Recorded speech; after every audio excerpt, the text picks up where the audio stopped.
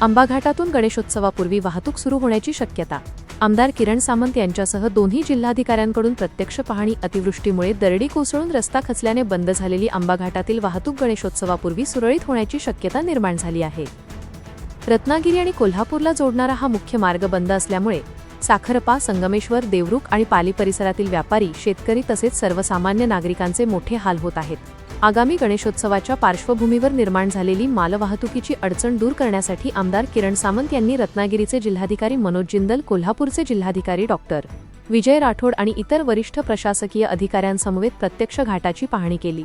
नागरिकांची सुरक्षितता सर्वोच्च ठेवून तांत्रिक तपासणी अहवालानंतर 4चाकी व 6चाकी छोट्या मालवाहू वाहनांसाठी हा मार्ग लवकरात लवकर खुला करण्याचा प्रशासनाचा प्रयत्न असून योग्य तो निर्णय घेतला जाईल, असे आमदार सामंत यांनी स्पष्ट केले आहे. त्यामुळे गणेशोत्सवाच्या तोंडावर आंबा घाटातून वाहतूक पूर्ववत सुरू होण्याकडे आता संपूर्ण कोकणाचे लक्ष लागले आहे.